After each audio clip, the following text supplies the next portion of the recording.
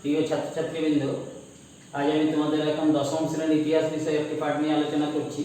আমরা 6 নম্বর অধ্যায় আমাদের চলছে, তাহলে সেই 6 নম্বর অধ্যায়ের একটি বিষয় হিসাবে আমরা শ্রমিক আন্দোলনেরই একটি অন্যতম বিষয়, যেটার নাম হচ্ছে আমাদের workers and peasant party.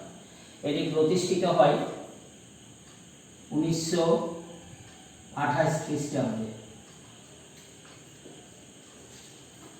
Sara Bharat workers and peasant party.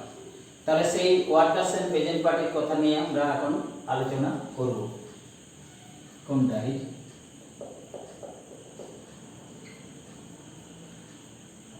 Sara Bharat workers and পেজেন্ট পার্টির কথা আলোচনা করব।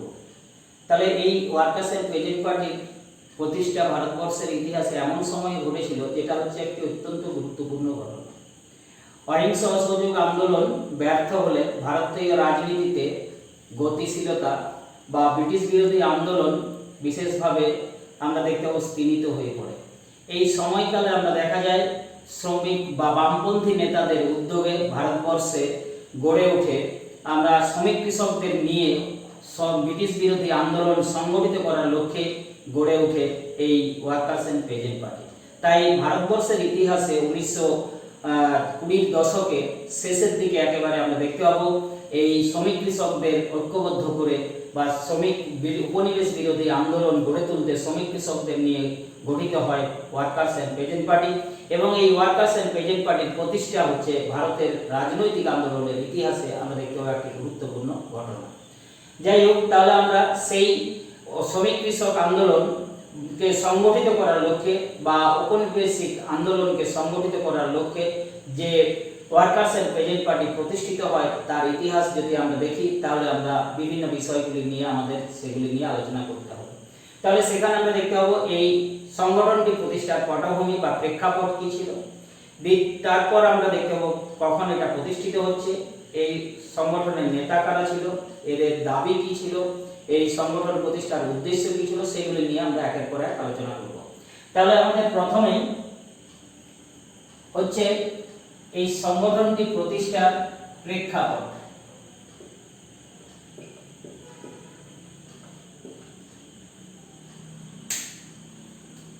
এই সংগঠনটি প্রতিষ্ঠার প্রেক্ষাপট বা পটভূমির কথা যদি আমরা দেখি, সেখানে দেখতে পাবো দুটি বিশেষ ঘটনা বা দুটি পটভূমি আমরা দেখা যায় এই সংগঠনটি প্রতিষ্ঠার পথ তৈরি করেছিল।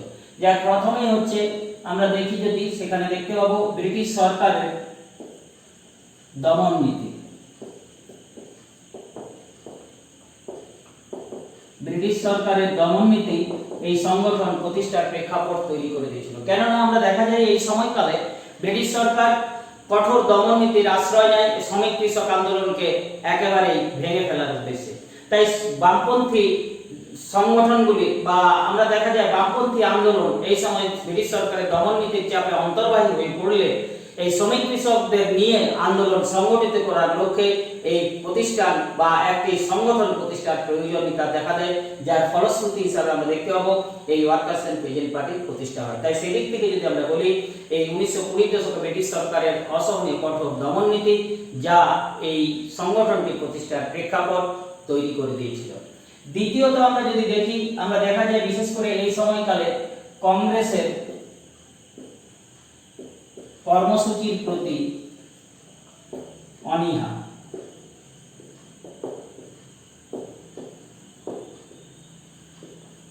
এই সময় আমরা দেখা যায় বিশেষ করে কংগ্রেস ও স্বরাজ্য দল তাদের নেতৃত্বেই আমরা দেখা যায় এই ভারতের রাজনৈতিক আন্দোলন আবর্তিত হয় বা পরিচালিত হয়।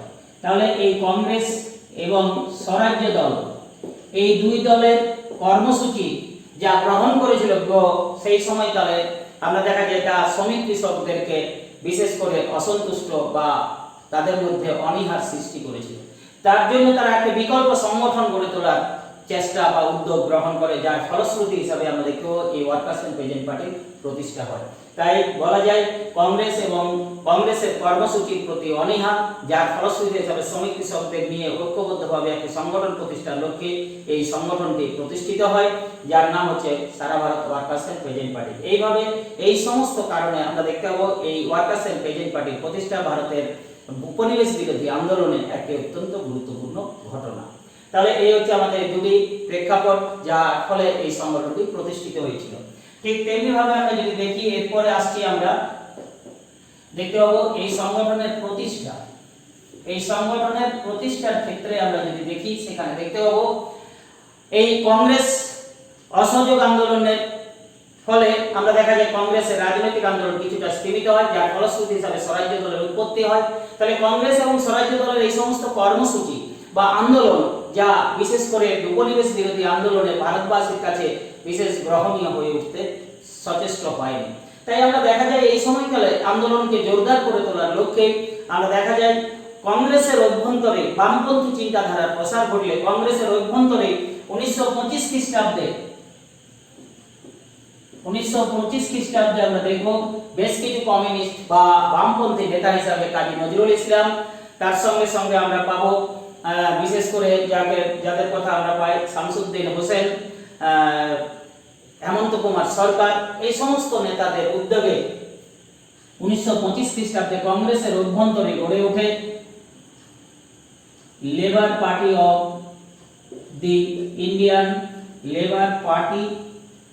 The Indian national Congress.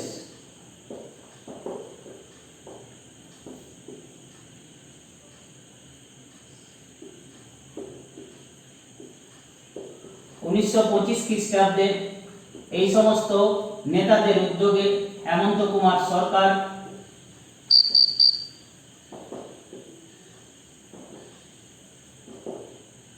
Kazi Nazrul Islam,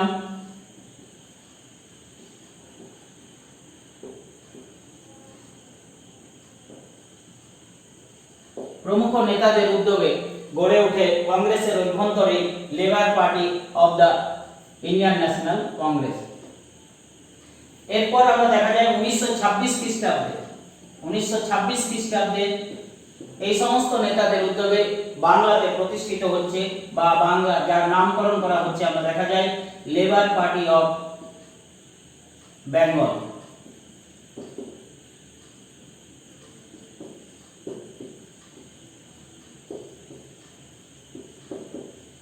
labour party of Bengal প্রতিষ্ঠিত হয় 1926 খ্রিস্টাব্দে। এইভাবে আমরা দেখা যায় বাংলাতে শুধু নয় আরো বিভিন্ন প্রদেশে পাঞ্জাব, এই রকম ভাবে আমরা দেখা যায় বোম্বাই ইত্যাদি প্রদেশেও এই শ্রমিকদের নিয়ে সংগঠন, শ্রমিক কৃষকদের ঐক্যবদ্ধ করার জন্য সংগঠন প্রতিষ্ঠিত হয়, যার ফলে আমরা দেখা যায় সেই সারা ভারতবর্ষের বিভিন্ন শাখাদেরকে ঐক্যবদ্ধ করে 1928 খ্রিস্টাব্দে প্রতিষ্ঠিত হয় সারা Bharat workers and peasant party, যা আমাদের ওই ওয়ার্কার্স অ্যান্ড পেজেন্ট পার্টি নামে পরিচিত।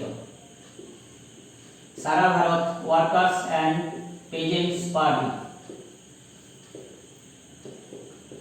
1928 খ্রিস্টাব্দে প্রতিষ্ঠিত হচ্ছে এই সারা Bharat workers and peasant party, যা এই ওয়ার্কার্স অ্যান্ড পেজেন্ট পার্টি নামে পরিচিত। তাহলে এইভাবে আমরা দেখতে পাবো 1925 খ্রিস্টাব্দে কংগ্রেসের অভ্যন্তরে labour party of the Indian national Congress নামে হেমন্ত কুমার সরকার, কাজী নজরুল ইসলাম, শামসুদ্দিন হোসেন, কুতুবউদ্দিন আহমেদ এদের নেতৃত্বে প্রতিষ্ঠিত হচ্ছে এই labour party of the Indian national Congress, যেটা 1926 খ্রিস্টাব্দে বাংলায় তার নাম হচ্ছে labour party of Bengal, labour Swaraj party of the Bengal. এবং বিশেষ করে আমরা দেখা যায় 1928 খ্রিস্টাব্দে সারা Bharat workers and peasant party এই ভারতবর্ষের বিভিন্ন শাখা সংগঠনগুলিকে ঐক্যবদ্ধ করে প্রতিষ্ঠিত হচ্ছে এই সারা Bharat workers and peasant party. এইভাবে আমরা দেখতে পাবো এই ওয়ার্কার্স অ্যান্ড পেজেন্ট পার্টি প্রতিষ্ঠিত হয়। এরপরে আসছি আমরা এই দল বা এই সংগঠনটি প্রতিষ্ঠার ক্ষেত্রে উদ্দেশ্য কি ছিল। এই সংগঠনটি প্রতিষ্ঠার ক্ষেত্রে বেশ কয়েকটি উদ্দেশ্য নিয়ে এই সংগঠনটা প্রতিষ্ঠিত হয়, যার মধ্যে আমাদের রয়েছে সেগুলি হচ্ছে আমরা দেখতে পাবো বিশেষ করে শ্রমিক কৃষকদের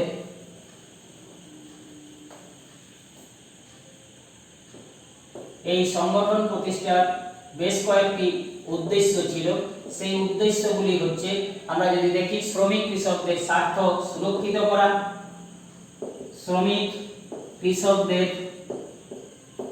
স্বার্থ সুরক্ষিত করা বা স্বার্থ রক্ষা করা। দুই আমরা পাবো শ্রমিক কৃষকদের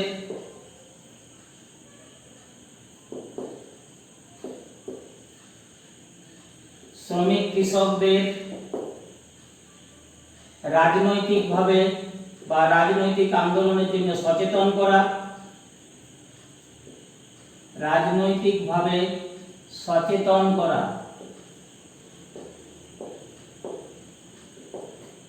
আর 3 নম্বরে হচ্ছে আমাদের যেটা পাবো সেটা হচ্ছে শ্রমিক কৃষকদের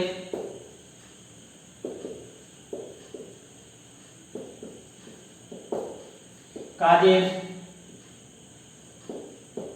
সময়সীমা, আগে যে উদয়াস্ত পরিশ্রম করতে হতো সেই কাজের সময়সীমা নির্ধারণ করা। এই 3টি উদ্দেশ্য নিয়ে মূলত আমরা দেখতে পাবো এই সংগঠনটি প্রতিষ্ঠিত। এক হচ্ছে শ্রমিক কৃষকদের স্বার্থকে সুরক্ষিত করা বা স্বার্থ রক্ষা করা, 2 হচ্ছে শ্রমিক কৃষকদের রাজনৈতিকভাবে সচেতন করে তোলা, আর 3 নম্বর হচ্ছে শ্রমিক কৃষকদের কাজের সময়সীমা নির্ধারণ করা। এই সমস্ত উদ্দেশ্যগুলি পূরণ করার লক্ষ্যে এই ওয়ার্কার্স এন্ড পেজেন্ট পার্টি আমরা দেখতে পাবো বেশ কয়েকটি দাবি উত্থাপন করে। সেই দাবিগুলির কথাই আমরা এরপর আলোচনা করব। সেই দাবিগুলি হচ্ছে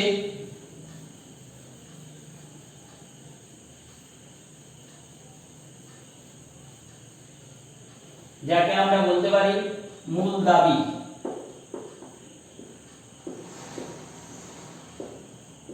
এই মূল দাবির মধ্যে রয়েছে শ্রমিকদের কাজের সময়সীমা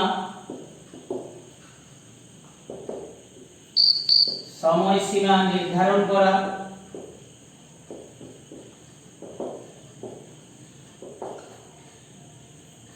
দুই হচ্ছে শ্রমিকদের সর্বনিম্ন মজুরি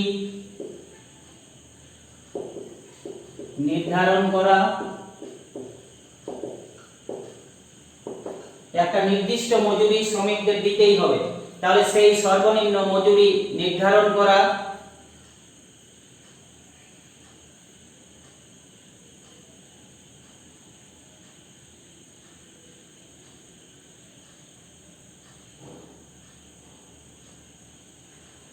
শ্রমিকদের কাজের সময়সীমা নির্ধারণ করা, 2 হচ্ছে শ্রমিকদের সর্বনিম্ন মজুরি বা মজুরির সর্বনিম্ন হার নির্ধারণ করা। 3 নম্বরে হচ্ছে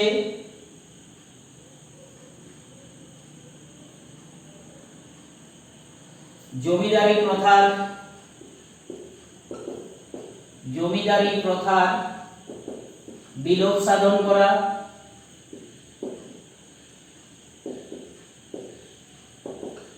এবং 4 নম্বরে হচ্ছে বাক স্বাধীনতা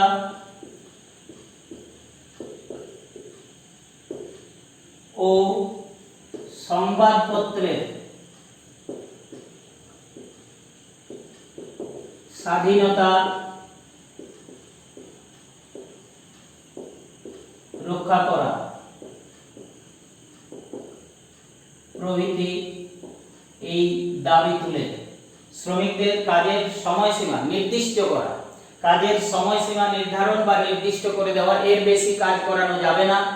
2 নম্বরে হচ্ছে শ্রমিকদের সর্বনিম্ন মজুরি নির্ধারণ করা বা সর্বনিম্ন মজুরি হার নির্ধারণ করা। বিশেষ করে আমরা দেখতে পাবো সর্বনিম্ন মজুরির হার নির্ধারণ করা।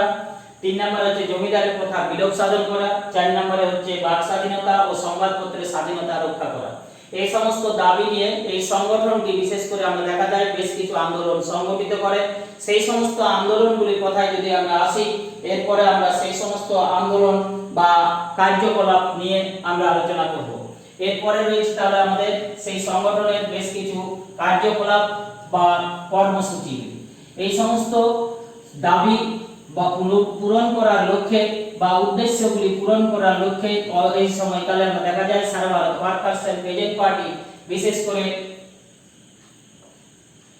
বেশ কিছু শক্তিশালী আন্দোলন সংগঠিত করে।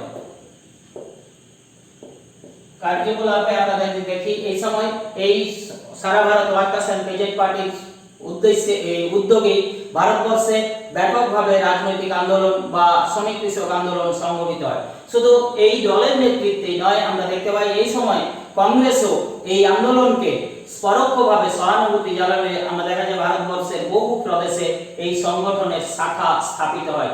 যেমন আমরা যদি দেখি সেখানে দেখতে পাবো পাঞ্জাব এবং বোম্বাই এই সমস্ত প্রদেশে এই সংগঠনের বহু শাখা স্থাপিত হয়। এই সমস্ত শাখাগুলি ওই সমস্ত প্রদেশগুলিকে বিভিন্ন প্রদেশে রাজনৈতিক আন্দোলনকে সংগঠিত করে, যার ফলে 1928 খ্রিস্টাব্দে আমরা দেখতে পাবো এই সংগঠনের নেতৃত্বেই ব্যাপকভাবে ধর্মঘট ও হরতাল পালিত হয়।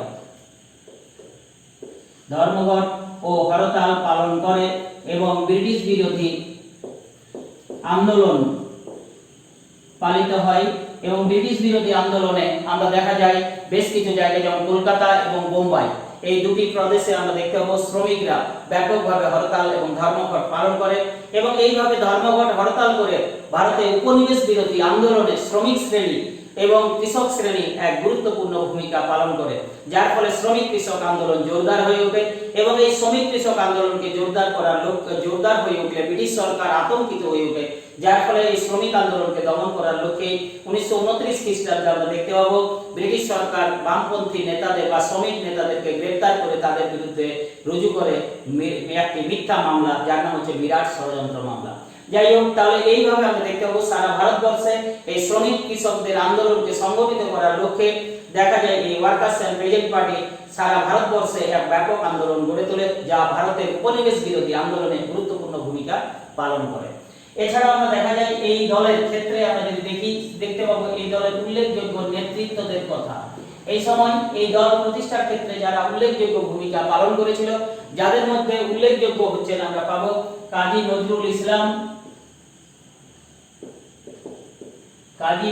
ইসলাম, হেমন্ত কুমার সরকার,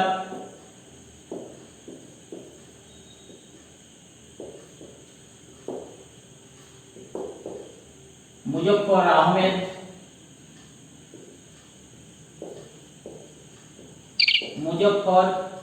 আহমেদ,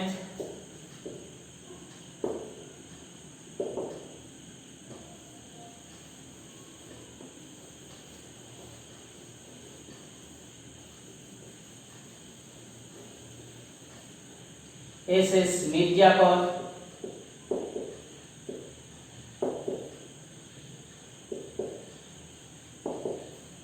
এস ডাঙ্গে,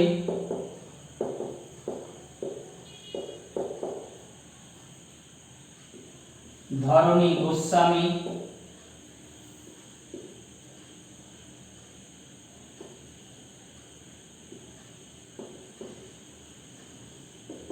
প্রমুখ।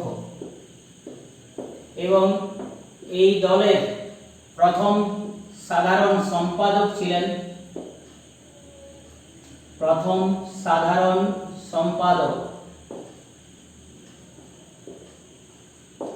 হচ্ছেন আর.এস. নিম্বকর। নিম্বকর ছিলেন এর প্রথম সাধারণ সম্পাদক। তাহলে এইভাবে এই সমস্ত নেতাদের নিয়ে 1928 খ্রিস্টাব্দে আমরা দেখতে পাবো এই দল প্রতিষ্ঠিত হয় এবং বা এই দলের উল্লেখযোগ্য নেতারা হচ্ছেন এই সমস্ত ব্যক্তিবর্গ এবং প্রথম সাধারণ সম্পাদক ছিলেন আর.এস. নিম্বকর। এই দলের আমরা দেখা যায় বিশেষ করে এই সময় বিভিন্ন শাখা সংগঠনগুলি বিভিন্ন প্রদেশে প্রচারিত হলে বা এই প্রতিষ্ঠিত হলে প্রত্যেকটি প্রদেশে আমরা দেখতে পাবো প্রত্যেকটি শাখা সংগঠন তাদের এক একটি করে সংবাদপত্র প্রকাশ করে বা মুখপত্র হিসাবে কাজ করছিল। সেই সংবাদপত্রগুলি যাতে শ্রমিক কৃষকদের আন্দোলন সম্পর্কে প্রচার চালানো হতো। সেই সমস্ত মুখপত্রগুলির কথা যদি আমরা দেখি সেখানে দেখতে পাবো বেশ কিছু সংবাদপত্র প্রকাশিত হয়েছিল। যেমন আমরা পাবো কাজী নজরুল ইসলাম সম্পাদিত হচ্ছে লাঙ্গল পত্রিকাটি, কাজী নজরুল ইসলামের লাঙ্গল পত্রিকা, মুজফফর আহমেদ গণবাণী,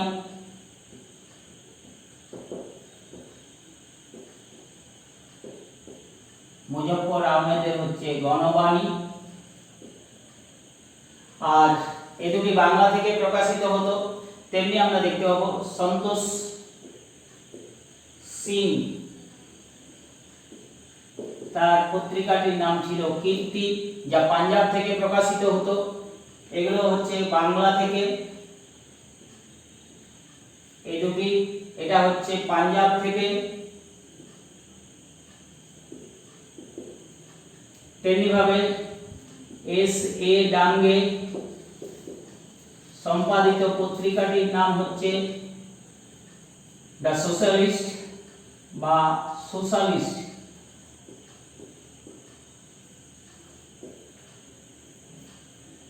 আবার সন্তোষ কুমারী গুপ্তা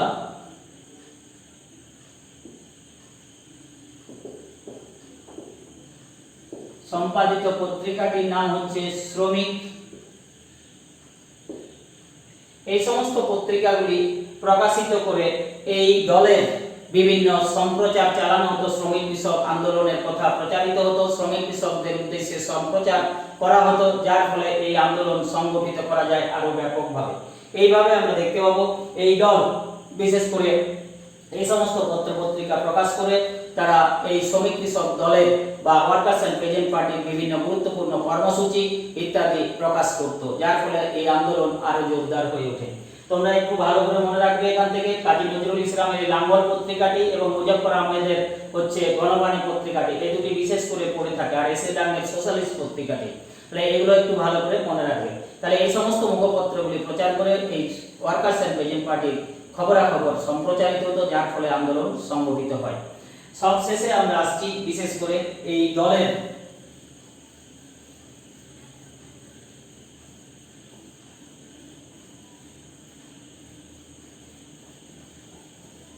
এইভাবে ছাত্রছাত্রীবৃন্দ আমরা আলোচনা করলাম বিভিন্ন বিষয়গুলির কথা। এই দল কখন প্রতিষ্ঠিত হয়েছিল, এই দলের প্রতিষ্ঠার পটভূমি কি ছিল, উদ্দেশ্য কি ছিল, এবং তার সঙ্গে সঙ্গে আমরা দেখতে পাবো এই দলের মূল দাবি কি ছিল, এই দলের নেতারা কারা কারা ছিলেন, এবং এই দল প্রতিষ্ঠার ক্ষেত্রে বা কোন কোন ব্যক্তির সম্পাদনায় বিভিন্ন পত্রপত্রিকা প্রকাশিত হয়ে এই দলের বিশেষ করে খবরাখবরগুলি প্রকাশিত হতো। তাই আমরা এই দলের যদি আমরা সর্বশেষে মূল্যায়নের দিকে আসি তাহলে দেখতে পাবো 1920 দশকের শেষের দিকে একেবারে এই দল বা এই সারা ভারত ওয়ার্কার্স এন্ড পেজেন্ট পার্টির প্রতিষ্ঠা একটি গুরুত্বপূর্ণ ঘটনা। কারণ আমরা দেখা যায় অসহযোগ আন্দোলনের ব্যর্থতার ফলে ভারতের উপনিবেশ বিরোধী আন্দোলন কিছুটা স্থিমিত হয়ে পড়ে।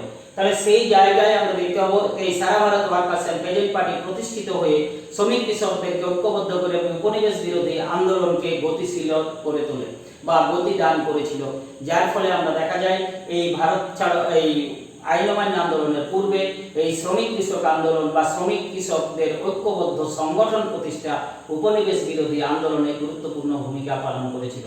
তাই সেদিক থেকে যদি আমরা বলি এই ওয়ার্কার্স এন্ড পেজেন্ট পার্টির প্রতিষ্ঠা ভারতের ইতিহাসে অত্যন্ত গুরুত্বপূর্ণ একটি ঘটনা। তাহলে ছাত্রছাত্রীবৃন্দ এই হচ্ছে আমাদের ওয়ার্কার্স এন্ড পেজেন্ট পার্টির প্রতিষ্ঠা বা এই ওয়ার্কার্স এন্ড পেজেন্ট পার্টি সম্পর্কে আলোচনা।